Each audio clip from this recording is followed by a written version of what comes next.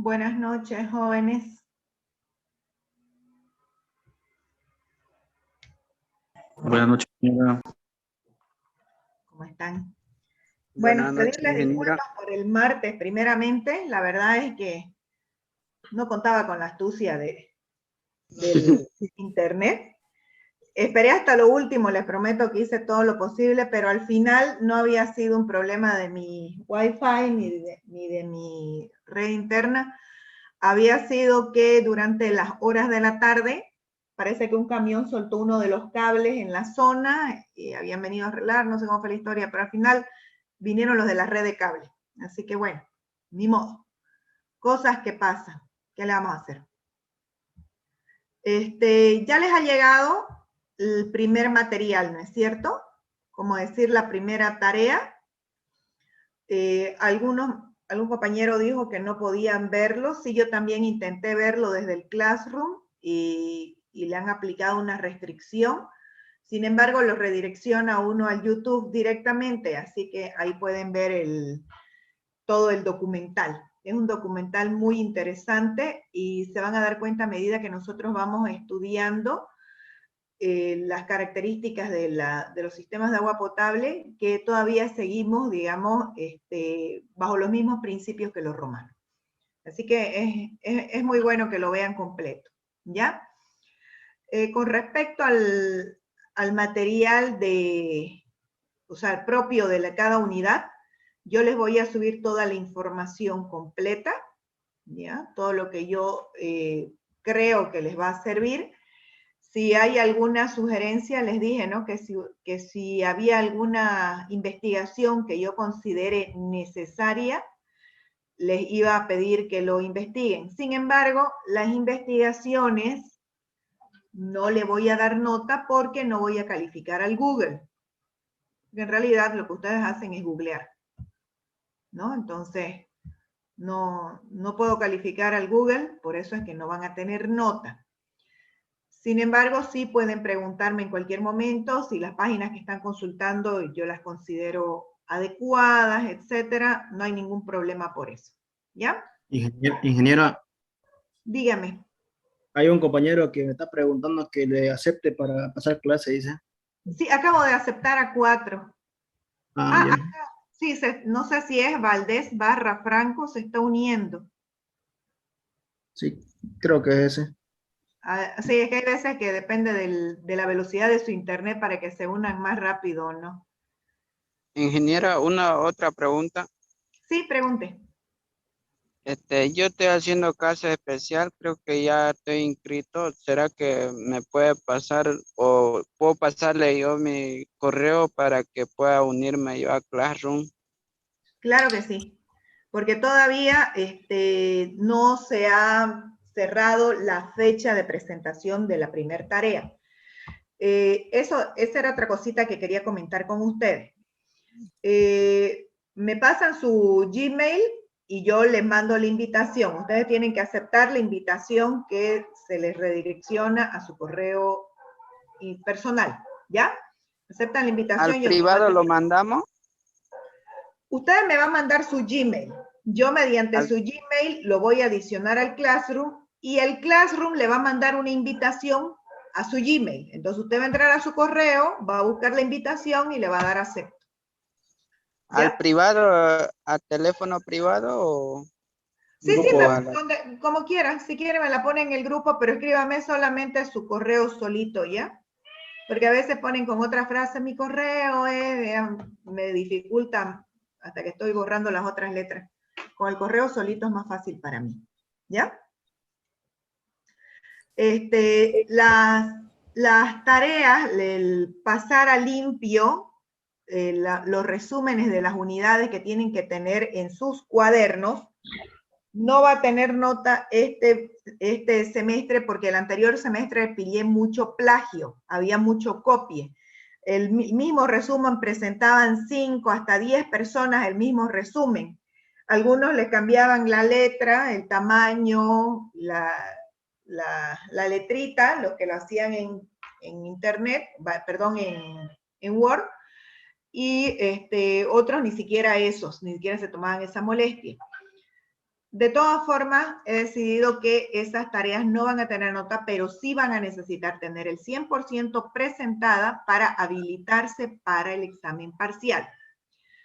¿Qué quiere decir eso? Que si avanzamos 3 unidades para el primer parcial y ustedes no han presentado las 3 unidades completas, no pueden dar el primer parcial, directamente van a tener 0.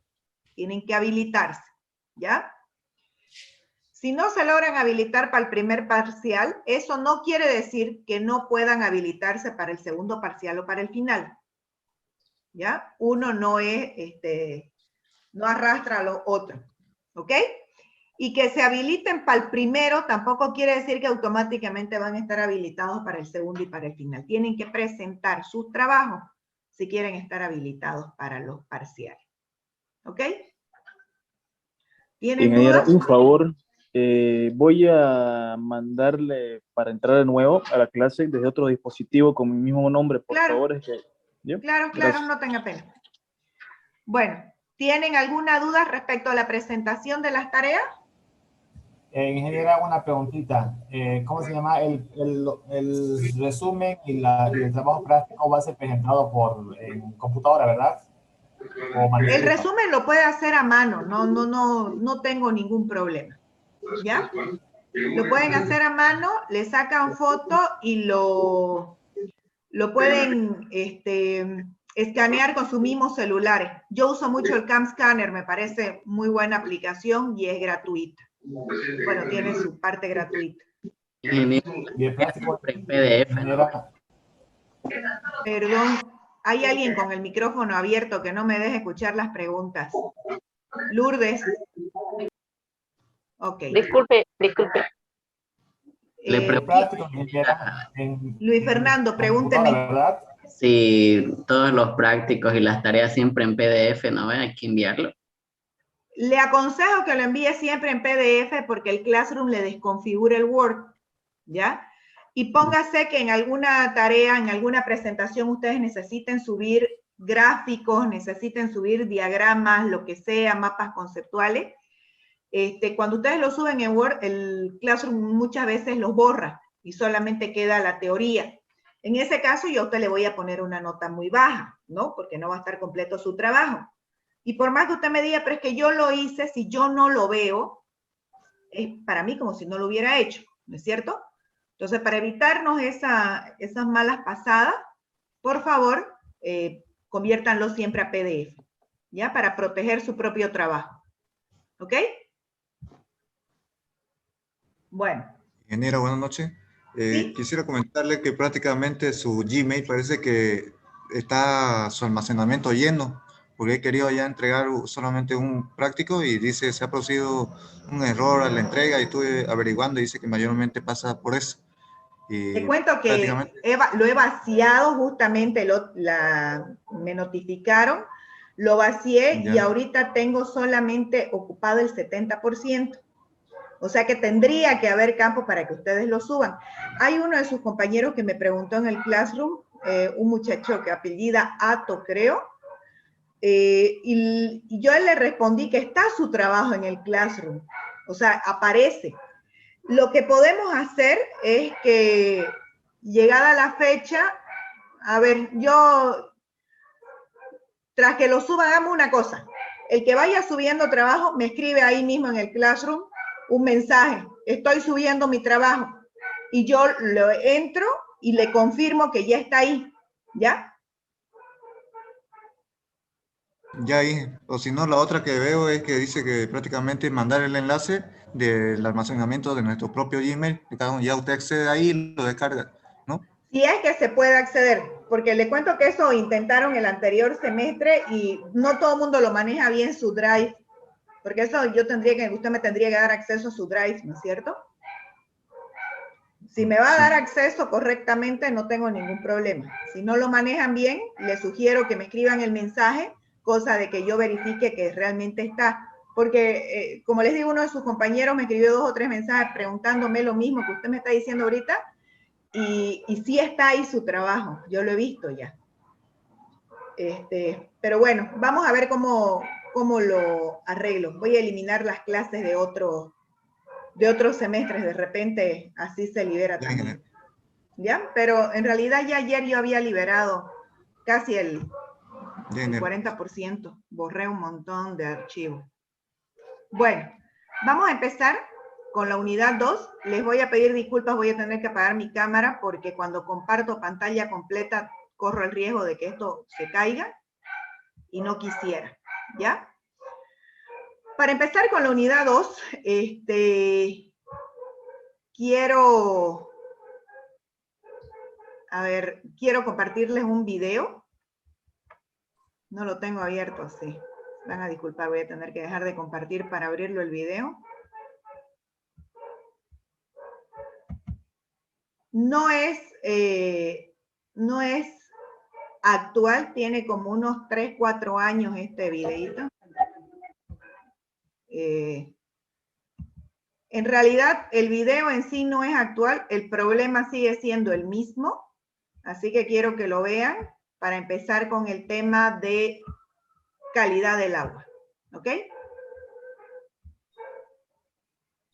Si no llegan a escuchar o algo, me avisan.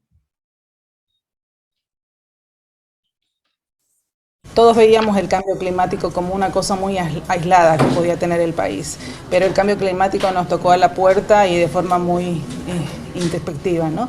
Y ha causado lo que está pasando ahora, la falta de abastecimiento de agua potable en el municipio de La Paz y El Alto. El acuífero con el cual se alimentan las aguas de consumo humano para la ciudad de Santa Cruz está situado en Porongo y se alimenta del Parque Ámboro. El 74% de esa recarga sufre del Parque Ámboro y el otro porcentaje viene de la cuenca media del río Piraí. Y como todos sabemos, en la parte de Porongo se han licenciado más de 170 urbanizaciones planificadas sin ningún control. En Porongo no existe una planta de tratamiento, no está planificado el sistema de aguas residuales. Entonces va a sufrir un colapso de aquí a 5 años probablemente. El tema de residuos sólidos es un problema muy serio. La generación de basura es todos los días por cada ser viviente en la ciudad. Entonces son dos problemas fundamentales que están causando que Porongo va a sufrir serias consecuencias. Si las autoridades a nivel nacional, departamental y municipal no toman medidas inmediatas en conjunto, o sea, que sea un trabajo mancomunado. Las fuentes del agua no son exclusividad de un solo municipio. Las fuentes de agua son muchas veces compartidas por municipio y por los departamentos. Tenemos también la información de que se ha aprobado el proyecto de una carretera paralela a la carretera al norte que va a ir hacia la Bélgica, que va a atravesar el centro del acuífero fundamental del cual nosotros nos estamos alimentando de agua y nos vamos a alimentar según la proyección de Saguapac. Entonces, esos temas y esas medidas, no sé hasta qué punto lo han tocado las cooperativas, porque si bien una carretera que atraviese el punto de infiltración de agua de un acuífero, evidentemente va a causar un daño en el futuro. Bueno, vamos a charlar un poquito sobre lo que acaban de ver. ¿Qué les llama la atención? ¿Alguien quisiera compartir? Antes de que yo empiece a preguntar a quien yo quiera. Sobre el tema del agua, ingeniera. Sobre lo que acaban de ver en el video. Yo veo esa parte muy, muy buena lo que dicen, basándonos igual al tema de la tarea, como estamos viendo que estamos llegando a los mismos pasos, que base sobre el tema del agua, que muchas personas, es como decir que del río, muchas personas sobreviven del agua, es que nuestros hijos y nuestras generaciones merecen disfrutar, porque a un tiempo de acá más adelante vamos a tener dificultades sobre el agua, y por el momento hay que apreciar y evitar que haya menos gastos, Sí, correcto. Ese es el futuro, digamos, ¿no?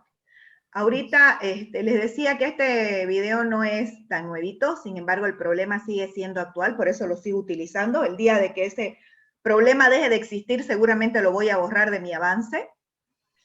De acuerdo a lo que dice esta ingeniera, es una ingeniera medioambiental,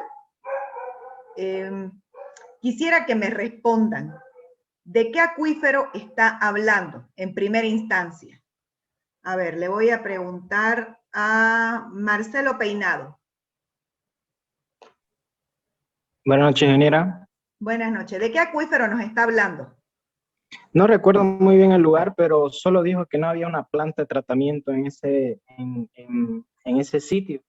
Ok. Yo tengo una pregunta, ingeniera.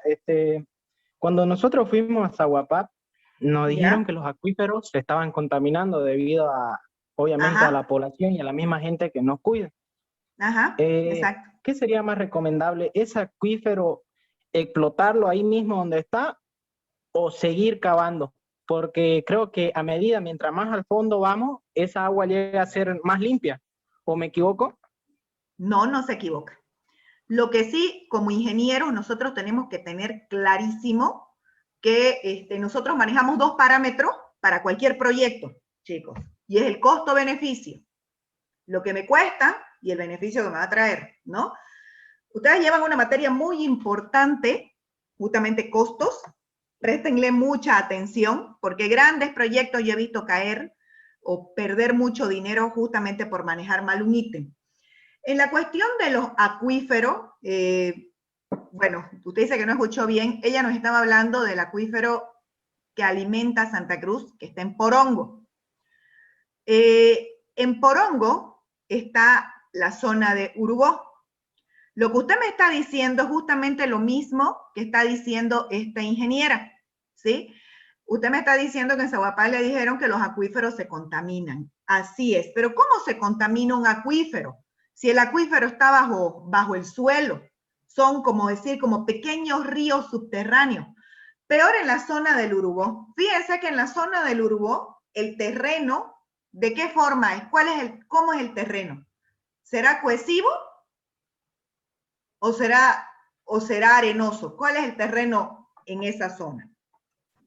Es arenoso. Es arenoso, porque así se lleva a infiltrar el agua. Exactamente, así se infiltra el agua. Se cumple perfectamente la ley de Darcy, ¿no es cierto? El agua puede correr por debajo del suelo. Ahora, ¿cómo es que se contamina el acuífero? Fíjense que el acuífero es producto del ciclo del agua también. ¿Cuál es el ciclo del agua? Condensación, precipitación, infiltración, evaporación, condensación, precipitación y así sucesivamente. Tenemos ese círculo, ¿ya? No tiene principio ni fin el ciclo del agua. Yo no puedo decir empieza en la condensación, porque algunos de ustedes me van a decir, pero ingeniera, para que se condense primero tuvo que evaporarse, ¿ok? Y para que se evapore primero tuvo que infiltrarse, tenía que estar en el suelo el agua. Y para que se infiltre primero tenía que haber llovido, tendría que haber habido una precipitación y así sucesivamente vamos a ir dando círculos repetitivos porque en realidad el ciclo del agua no tiene principio ni fin, por eso es un ciclo, ¿sí? Ahora, cuando existe la precipitación, se cree todavía que aquí en Bolivia, en Santa Cruz principalmente, el agua es bastante pura. ¿Por qué? Porque en el momento de infiltrarse en el terreno, nuestro terreno sirve, nuestro suelo sirve como un filtro natural. Más adelante vamos a aprender lo que es un filtro, pero el terreno sirve como un filtro natural que de alguna manera purifica esa agua, ¿sí? Va purificando, va lavándola, ¿sí? Hasta que llega a las profundidades donde está el nivel freático acumulado, que es de donde nosotros perforamos y sacamos, ¿sí? Bueno, ¿dónde se va a contaminar entonces el agua? ¿Será que se contamina en la atmósfera? ¿Será que se contamina en la nube? El agua se contamina en el suelo principalmente. Cuando tenemos suelos con contaminación, con materias fecales, con qué sé yo, con desechos de minas, con desechos metálicos pesados, de metales pesados, cianuros, entonces, al contaminar nosotros el terreno, automáticamente estamos contaminando el acuífero. ¿Quién contamina el terreno? El ser humano. Los asentamientos humanos contaminan el terreno, ¿sí? Aquí la señora esta nos hablaba de que no había un sistema de saneamiento básico. ¿Qué es lo que falta en Urubó? En Uruguay todos tienen piscinas, casas muy grandes, muchas movilidades. Es una zona bellísima para vivir, para visitar. Sin embargo, no tienen alcantarillado sanitario. Ellos no tienen unas lagunas de oxidación donde se reciban tratamiento. El agua que desechan, las grandes cantidades de agua que desechan, porque al ser un nivel socioeconómico tan alto, la cantidad, la dotación de agua que reciben para llenar sus piscinas, lavar sus movilidades, bañarse las familias con todos sus empleados, etcétera, es muy alto. Y no les hacen tratamiento después a esa agua. Van a pozo ciego.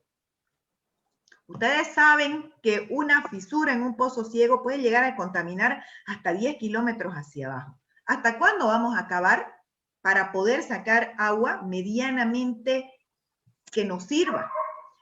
Lo triste de esto, lo que yo les decía de costo-beneficio, es que justamente en la excavación es donde se encarece el sistema de agua potable. Nosotros tenemos plantas potabilizadoras en donde usamos simplemente la cloración. Somos bendecidos en esta tierra. La agua boca de pozo es casi potable hasta ahora. Sin embargo, hay zonas en las que ya no es así. Entonces, ¿qué pasa cuando el agua es casi potable? Lo único que necesitamos es cloración. Le echamos un poquito de cloro y ya está lista para el uso. Ya cumplimos la norma boliviana 512, que es una norma de la que les voy a hablar en este momento. Ahora, para definir qué es el agua potable, por qué hay agua potable en boca de pozo, ¿ya? Tenemos que saber que es aquella que por las características físicas que pueden percibir los sentidos, que se les llaman características organolépticas, es decir, sabor, olor, color, ¿ya? Además de las características físicas, químicas, microbiológicas, todo lo que sale del laboratorio, radioactivas, todo eso, se consideren aptas para el consumo humano. ¿Cómo nosotros en Bolivia consideramos que es un agua potable apta? Por medio de la norma boliviana 512 y toda la reglamentación que la acompaña. Esta norma boliviana yo se las voy a subir al Classroom, cosa de que ustedes la puedan leer y puedan irla conociendo. Les voy a sugerir que la lean, ¿sí? No les voy a pedir que se la aprendan de memoria, porque tampoco es eso la idea, digamos, ¿no? Pero sí que la conozcan, que la entiendan y que vean realmente qué definimos nosotros aquí en Bolivia como agua potable. En realidad, digamos, estas normas tienen las mismas características a nivel internacional, ¿ya? Bueno, les decía que ahora todavía nosotros tenemos la bendición de que a boca de pozo tenemos agua casi potable y solamente necesitamos cloración. A medida que nosotros vamos encontrando agua con características fisicoquímicas que no cumplan la norma boliviana 512 y que tengan algún tipo de contaminación, ¿qué va a pasar? Vamos a tener que implementar plantas potabilizadoras cada vez más complejas y la potabilización se va a hacer más cara. Y al final, ¿quién tiene que pagar por esa potabilización? Es el usuario. Digan lo que digan, al final es el usuario el que tiene que pagar por la potabilización del agua. ¿Sí? Bueno, acuérdense que en el anterior tema, dentro de una de las diapositivas, decía que las mayores infecciones, la mayor cantidad de pestes que se han dado en el mundo es justamente por la contaminación del agua. La contaminación del agua a nosotros nos supone la contaminación también de los riegos, la contaminación en la producción de alimentos. Eso nos va a suponer a nosotros un desabastecimiento, hambruna, guerras sociales, etcétera, etcétera. Entonces, nosotros como ingenieros tenemos ya que pensar que tenemos que ir de la mano del cuidado del medio ambiente, sobre todo en lo que se refiere a todo lo que es ingeniería sanitaria. ¿Ya? Por eso es que yo le doy tanta importancia. Bueno, vamos a hablar primero de las características físicas que tiene el agua. Dentro de las características físicas, yo les voy a hablar de los tres primeros, de los sólidos totales, de los disueltos y de los sólidos en suspensión. Y después les voy a mostrar un videíto, ¿ya? De un laboratorio, lastimosamente en las características en las que estamos pasando clase, bueno, tampoco es que se pueda usar mucho el laboratorio, pero me interesa mucho que ustedes vean cómo se toman muestras y todo eso, es bueno que lo conozcan. Así que me voy a acompañar durante todo el semestre con algunos videos tutoriales, sobre todo de procedimiento, ¿ok? Porque una cosa es que yo se los diga y me pase aquí horas hablando, pero otra cosa es que ustedes lo vean. Para mí eso es más importante. Tengo la certeza de que ustedes como nativos digitales responden mejor al aprendizaje cuando lo pueden ver. La mayoría son visuales kinestésicos en ese sentido. Bueno, los sólidos totales en realidad es una sumatoria de los sólidos disueltos y de los sólidos en suspensión, ¿ya?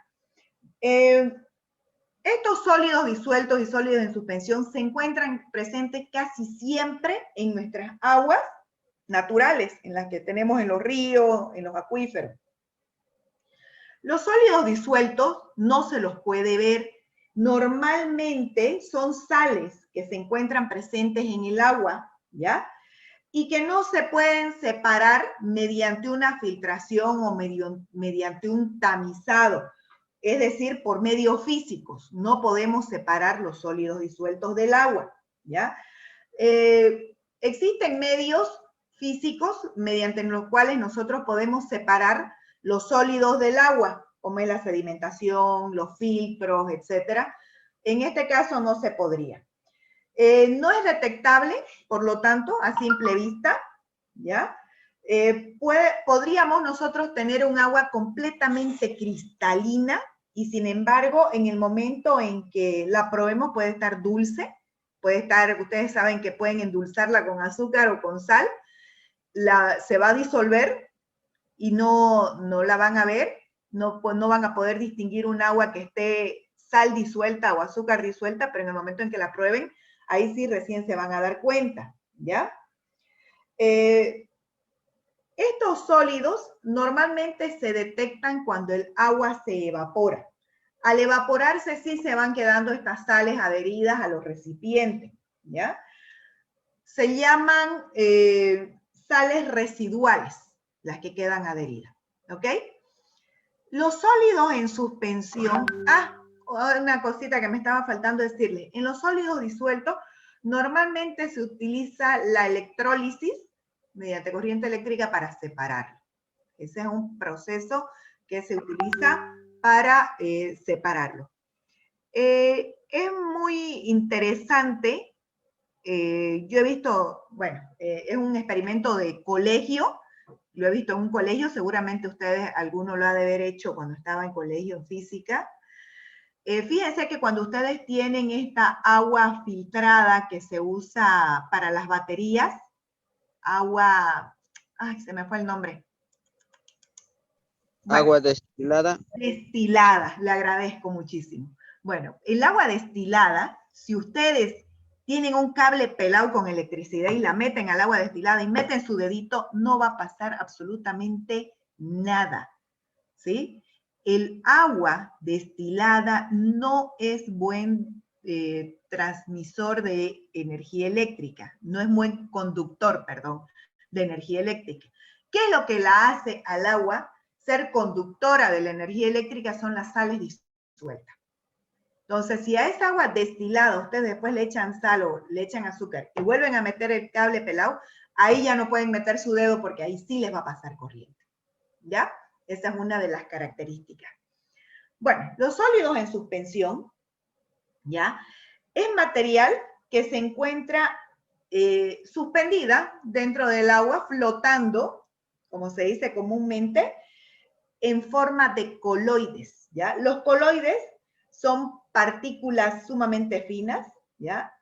Y ocasionan que el agua se vea turbia, que no permita un buen paso de la luz, ¿ya? Esa es la forma de coloide. Cuanto mayor es la cantidad de sólidos en suspensión, mayor también va a ser el grado de turbidez del agua, es decir, más oscura, ¿sí?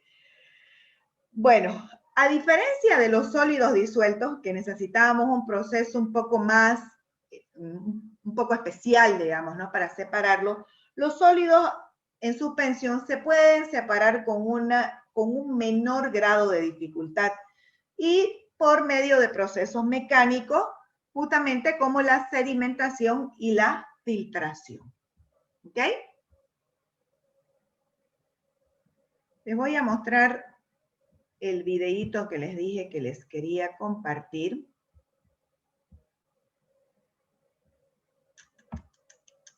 Perdón, voy a tener que dejar de compartir la pantalla porque necesito abrirlo el video.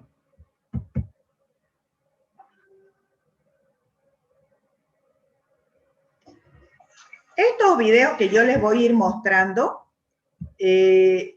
los voy a subir también al Classroom. Yo los voy a detener en algunas partes que considero importantes y les voy a pedir que le saquen una captura de pantalla, ¿ya? O le saquen una fotito, ¿ok? Ya ustedes se pueden poner de acuerdo entre ustedes después, algún encargado de sacar la foto para que se los pase a los demás.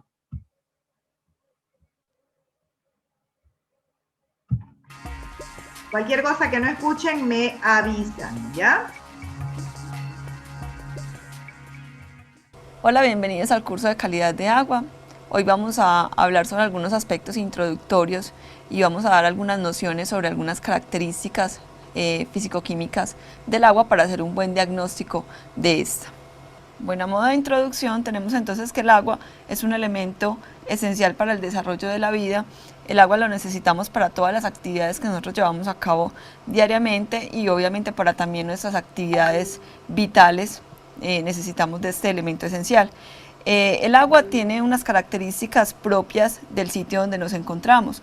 El agua tiene, dependiendo de la naturaleza, del suelo, de la atmósfera en donde se encuentre particularmente, tiene unos elementos que la hacen propia del sitio. Aquí tenemos algunas imágenes que nos muestran algunas fuentes de agua y las características de dónde provienen. Entonces vemos que, por ejemplo, estos suelos, estas rocas de donde se encuentran son las que le van a aportar esas características que la hacen única. Sin embargo, a medida que vamos bajando, por ejemplo, en los ríos, aguas abajo, vamos encontrando ciertos vertimientos propios de las actividades que realizamos a diario y esos vertimientos hacen que encontremos cierta contaminación como la que vemos en estas otras fuentes de agua específicas. Y esas características hacen que varíe, que sean aguas ya un poco diferentes y que necesitemos una caracterización determinada para esas aguas en particular. Entonces, como objetivos básicos en este curso y en lo que tiene que ver con el diagnóstico de la calidad de agua, pues tenemos en primera instancia y de pronto el más importante, que es proteger la salud de las personas. Dentro de la ingeniería tenemos una labor muy indispensable y es hacer que las personas que utilizan, y nosotros en particular que utilizamos esas fuentes de agua, pues no nos ocasionen un perjuicio o un daño para nosotros. Pero también tenemos unas objetivos que tienen que ver o que están muy relacionados con la parte del medio ambiente y uno de ellos es proteger el recurso hídrico, que va muy de la mano con proteger el medio ambiente, proteger esa flora, esa fauna que se lleva a cabo y que se desarrolla en estos ecosistemas. También tenemos entonces un objetivo muy indispensable, que es emplear el agua para el uso requerido, darle a los usuarios esa agua que necesitan y que ellos puedan utilizar para las diversas actividades que se requieren. Y la última, que quizás es la menos importante, pero igual tiene un objetivo y es garantizar un agua que es estéticamente aceptable por la población. Tenemos que para nosotros aceptable es un agua que presenta unas condiciones determinadas, es un agua que no tiene coloración y obviamente eso es lo que hace estéticamente aceptable por nosotros y también debemos velar por ese objetivo principal. Chicos, esta parte muy importante, por favor, ¿sí?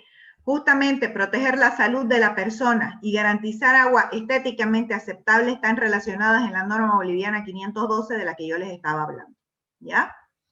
Proteger el recurso hídrico y proteger el medio ambiente íntimamente ligadas entre sí porque el ciclo hidrológico se debe cumplir a cabalidad, ¿ya? Y este de acá, emplear el agua para el uso requerido, principalmente se refiere al no malgastar el agua. Fíjense que justamente en la zona de Urubó, la verdad es que son emprendimientos muy bonitos, no puedo decir otra cosa, grandes inversiones, pero a mí realmente me duele el corazón de ver cómo han hecho este mar adentro, por ejemplo. No quiero criticar si hay algún inversionista aquí, por favor, me disculpa, pero mar adentro es un mar divino, muy bonito, pero es agua dulce que han encapsulado, y agua dulce que nos pertenece a todos, que pertenece al acuífero de Porón, que es con el que nos alimentamos todos. Entonces, ¿qué es lo que está pasando ahí? No están empleando el agua para el uso requerido. Lo están empleando como un sistema de esparcimiento. No conozco si las reciclan, la verdad es que no conozco. Para mí es, como les digo, me duele el corazón, pero bueno. Ojalá de alguna forma haya un buen sistema de tratamiento y la hagan recircular por todo el acuífero nuevamente. ¿Ok? Vamos a continuar. ¿Le sacaron fotito? Sí, ingeniero. Sí. Está también algo que tiene que ver con la eutrofización. La eutrofización tiene que ver con ese enriquecimiento de nutrientes en el ecosistema y eso trae como consecuencias un deterioramiento precisamente a nivel ambiental. Trae un aumento en la producción de la fotosíntesis, un aumento en la biomasa o en esa cantidad de algas, como vemos por ejemplo en esas imágenes que les muestro acá. Esas imágenes nos muestran una excesivo producción de algas y nos muestran un problema de eutrofización. Y también tenemos que esas imágenes, por ejemplo, nos muestran que eso lleva a un empobrecimiento de la biodiversidad, pues obviamente el ecosistema se empieza a volver más reducido y empezamos a tener problemas a nivel ambiental. Esta parte de la eutrofización para mí es muy importante también. Fíjense, esto es a lo que se refiere, un excesivo aumento de algas, de plantas acuáticas, que ocasiona que acá también se empiecen a podrir, digamos, con su respectiva disminución en el oxígeno, y eso va a impedir, digamos, que el ecosistema se mantenga. ¿Qué quiere decir eso? ¿No? Los pescaditos van a empezar a morir. Y de alguna forma, esto empieza a la larga a deteriorarse, degenerarse. A nivel ambiental. Entonces, de esta manera nosotros podemos clasificar las aguas residuales dependiendo del uso y dependiendo de las condiciones que tienen. Tenemos las primeras, que son las aguas residuales. Las aguas residuales las llamamos aquellas aguas que han sido usadas, que nosotros recolectamos a través de unas fuentes de abastecimiento o unas aguas potables y que tienen un material bien sea disuelto o en suspensión, y ese material disuelto o en suspensión puede ser de tipo orgánico o inorgánico dependiendo de lo que la genere. Aquí hay algunas imágenes que nos muestran diversos tipos de aguas residuales. Todas las imágenes son diferentes. Tenemos esta, por ejemplo, por acá, tenemos una proveniente de empresas de subproductos cárnicos, tiene una coloración en particular y con seguridad que la composición también es diferente. Esta otra que tenemos por acá es proveniente de unas fincas ganaderas, vertimientos de fincas ganaderas. Por acá tenemos de restaurante, por acá tenemos de plantas de sacrificio de animales, y todas ellas tienen una composición completamente diferente debido a que lo que la genera, pues obviamente es un proceso industrial que cambia en cada una de ellas. Esas aguas residuales las podemos entonces clasificar en dos: las aguas residuales domésticas y las aguas residuales industriales. En el caso de las domésticas son aquellas que provienen de viviendas, otros edificios o instituciones educativas. Incluso las aguas residuales industriales, pero que provienen de los baños o de las cocinas, también las denominamos aguas residuales domésticas. Son aguas que tienen una composición muy similar, ¿sí? Y de hecho en las imágenes pues vemos visualmente que son aguas que las vemos como muy similares, y haciendo la composición pues obviamente encontramos que son muy parecidas, y es porque los procesos que la generan todas pues son muy constantes. Todo tiene que ver con actividades de los baños, todo tiene que ver con lavados, con la cocina. Entonces pues tenemos que son aguas que son más fáciles de caracterizar porque su composición prácticamente ya la conocemos. Sin embargo, en cuanto a las aguas residuales industriales, tenemos que son aquellas que provienen precisamente de esos procesos que realiza el hombre a nivel de las industrias.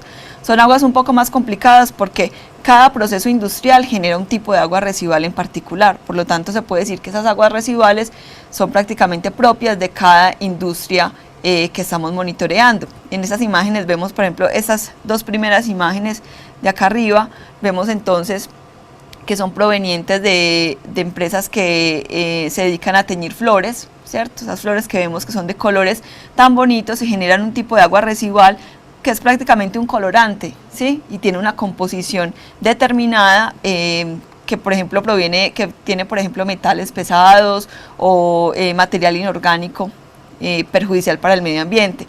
Por acá tenemos otra imagen que es de una empresa textilera y la vemos por ejemplo identificada por esa coloración específica. Tenemos otra por acá de productos lácteos, ¿sí? Y también vemos que en cuanto a su apariencia visual vemos una diferencia bastante grande, pero también en cuanto a la composición, pues aquí vamos a encontrar grandes cantidades de nitrógeno proveniente de las proteínas, materia orgánica. Esta por ejemplo acá es de una empresa de chocolates y esta por ejemplo acá es de una empresa de subproductos cárnicos. Entonces también tenemos que cada una de ellas necesita una caracterización determinada debido a que el proceso industrial que la genera es completamente distinta. Tenemos las aguas de abastecimiento. Las aguas de abastecimiento son aquellas que no han sido sometidas a un proceso de tratamiento. Son las aguas que encontramos en las fuentes naturales, son las aguas que nosotros prácticamente captamos para darles un uso determinado. Lastimosamente son aguas que están siendo contaminadas porque obviamente a ellas descargamos los vertimientos y muchas veces no los descargamos en las mejores condiciones, entonces empezamos a encontrar problemas, por ejemplo, por acá de mosquitos, malos olores. Todo eso son problemas asociados a la contaminación de estos recursos hídricos, pero son prácticamente las aguas más importantes que tenemos porque son las que nosotros utilizamos para darles un uso diario. Y tenemos las aguas potables, que las aguas potables son aquellas aguas de abastecimiento que pasaron por todo un proceso de potabilización, ¿sí? Un proceso en el que removimos sólidos en suspensión, un proceso en el que removimos color, turbiedad, hicimos un proceso de desinfección y en todas ellas hicimos que el agua cumpliera con las características que la hiciera apta para consumo humano, que no ocasionara problemas a la salud y que cumpliera, y lo más importante, con una normatividad actual vigente. En el caso de Colombia tenemos la normatividad 2115 de 2007, que es la que está enfocada en todo lo que tiene que ver con agua potable. Chicos, muy importante que hayan prestado atención a toda esta parte sobre lo que es el agua potable, sobre lo que es el agua de abastecimiento, aguas residuales industriales y aguas residuales domésticas, domiciliarias, ¿ya? Todos estos tipos de aguas, ustedes tienen que saberlas, ¿ok? Aguas residuales domésticas, industriales, de abastecimiento y potable. Ok, vamos a continuar. Ella habla de una normativa en Colombia que no es la misma, evidentemente, que la nuestra. Ya les dije que es la 512. En el caso de Colombia tenemos la normatividad 2115 de 2007, que es la que está enfocada en todo lo que tiene que ver con agua potable. Entonces, ya conociendo los tipos de agua, conociendo que cada una de ellas es completamente diferente, tenemos entonces ya qué parámetros son los que podemos utilizar para caracterizar este tipo de agua. Entonces tenemos que esos parámetros pueden estar clasificados en procesos físicos o parámetros físicos, químicos y los microbiológicos. Los microbiológicos hacen parte pues de un curso de microbiología, entonces esos parámetros no los vamos a ver dentro del curso de calidad de agua. Nosotros vamos a estar enfocados prácticamente en la parte que tiene que ver con los parámetros físico-químicos, que esa es la importancia que tenemos realmente en este curso. Entonces, algunas clasificaciones, una clasificación muy sencilla nos muestra, por ejemplo, los parámetros físicos. Algunos ejemplos, tenemos sólidos, temperatura, tenemos color, tenemos olor y sabor, aunque olor y sabor son parámetros que son organolépticos y son complicados de determinar, prácticamente son parámetros que no se realizan en un laboratorio porque dependen más de nosotros que de un equipo. Turbiedad, que hace referencia como a esos parámetros visuales específicos, ¿sí? Por acá ya tenemos entonces los químicos, y los químicos tienen entonces dos divisiones, tienen uno que llamamos parámetros orgánicos y otro que denominamos los parámetros inorgánicos. Dentro de los orgánicos podemos hacer otra clasificación. Podemos clasificarlos en parámetros globales y en parámetros particulares. ¿A qué llamamos parámetros globales? Llamamos a aquellos parámetros que medimos a diario, independientemente del tipo de agua que sea, porque son los que nos dan un indicio de la contaminación por materia orgánica, sin decirnos específicamente qué tipo de materia orgánica. Entonces, lo más importante que tenemos son la de QO, la de DBO, y para el caso de aguas potables o de abastecimiento no utilizamos el término de QO y DBO, sino que hablamos del COT, carbono orgánico total. Ya si queremos saber específicamente ¿a qué se debe esa materia orgánica? Pues ya venimos a los parámetros particulares. Y los parámetros particulares entonces ya están enfocados en la parte de proteínas, hidrocarburos, grasas, fenoles, pesticidas y muchos otros que tenemos, pero ya nos dicen específicamente a qué se debe esa contaminación por materia orgánica. En cuanto a los inorgánicos, entonces tenemos todos los que no dependan obviamente del carbono, que son todos los del sistema carbonato, alcalinidad, acidez, dureza, ¿sí?, que hacen más referencia al uso del agua que a las implicaciones sobre la salud. pH, por ejemplo, que es el parámetro más importante que tenemos en calidad de aguas, independientemente de cualquier tipo de agua que tengamos, cloruros, algunas formas del nitrógeno, algunas formas del fósforo, y por acá tenemos, por ejemplo, los metales pesados, que es una contaminación bastante grave que tenemos en los cuerpos de agua. Bueno, entonces finalmente tenemos que todos esos parámetros que les enseñé, esos parámetros que son poquitos, los podemos encontrar todos ellos establecidos dentro de este libro. Este libro es el estándar métodos y este libro es el que nos muestra realmente todos los parámetros que podemos hacer a nivel mundial en cualquier cuerpo de agua. Entonces digamos que es como nuestra guía o nuestra base para este curso. Cualquier laboratorio que trabaje calidad de aguas debe seguir siempre esta bibliografía o este libro y vamos a... Bueno, ya el uso de su bibliografía a nosotros no nos interesa. Vamos a volver a lo que sí nos interesa. Bueno, la ingeniera les hablaba sobre los sólidos totales disueltos y en suspensión, de lo que yo les había hablado en primera instancia. Hablaba sobre también la turbidez, que es la capacidad que tiene la materia finamente dividida o en estado coloidal de dispersar la luz, ¿sí? Evita que la luz pase a través del agua, ¿ya? Esta característica de la turbidez se relaciona directamente con el contenido de sólidos que se presentan en el agua. La temperatura es una característica física de suma importancia, sobre todo en los ecosistemas, ¿ya? Porque aunque no es parte de las características del agua potable, que son los que a la larga más nos van a interesar, ¿ya? Cuando la temperatura aumenta, disminuye la concentración de oxígeno disuelto. Y si las aguas son deficientes en este oxígeno, esto va a ocasionar la mortandad de diferentes especies que habiten en las aguas, ¿sí? Con la consiguiente contaminación orgánica de la misma, ¿ya? El color es una propiedad física, está directamente relacionada con el origen y las propiedades del agua, ¿sí? Va a depender del suelo principalmente. Olor, color, turbidez, se dicen que son parámetros de calidad, ¿ya? Porque están directamente relacionados también con los parámetros estéticos del agua. Sin embargo, son características organolépticas. Organolépticas quiere decir que son percibidas por los sentidos. Y al ser percibidas por los sentidos, nosotros podemos tener diferentes apreciaciones. Así como hay diferentes gustos, también hay diferentes apreciaciones en cuanto a lo que se refiere el sabor. Porque por más que nosotros sepamos que el agua no tendría que tener sabor, sabemos muy bien que no es lo mismo tomar diferentes marcas de agua, no es lo mismo tomar una Vital que una pH 10, por darles un ejemplo.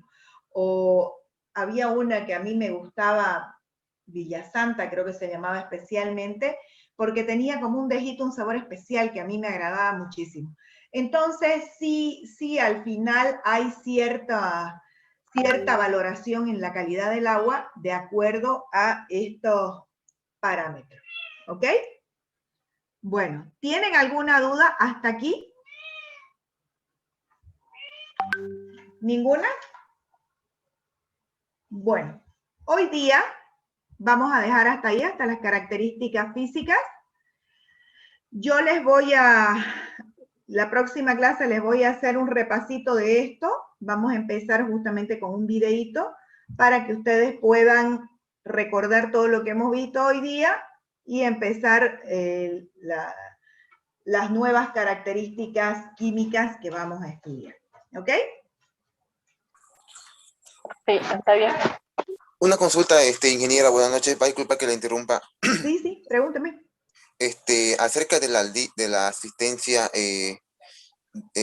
ponemos nuestro apellido y luego nuestro nombre en la lista, va en el classroom, o nuestro nombre y después nuestro apellido. Mire, le voy a ser sincera. Yo la verdad que asistencia nunca he valorado en mi materia. Porque en realidad a los que les tiene que interesar mi clase es a ustedes, no a mí. Porque son ustedes los que están aprendiendo, ¿no ves?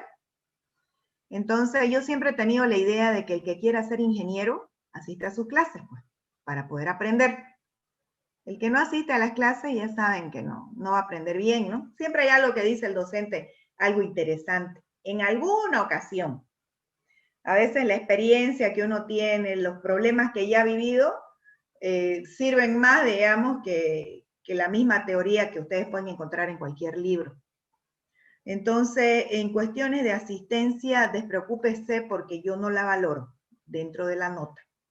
¿Ok? Ya. Gracias, ingeniera. No hay de qué. Está bien, ingeniero. ¿Está bien? Creo que son adultos ya todos, ¿no? Mitad de la carrera. En 3 años vamos a ser colegas. Ya creo que tomar lista, eso, no. Prefiero que me cumplan. Y la verdad es que nunca he tenido problemas con la asistencia. Normalmente tengo buena asistencia en las clases. Creo que eso es lo importante. Como les digo, el que quiera ser ingeniero, asiste pues a su clase. Así funciona. O el que quiera ser buen ingeniero. Bueno, listo, chicos. Con ese mensaje a la conciencia, nos despedimos hasta el día martes. ¿Ya? Hasta luego, ingeniero. Hasta luego.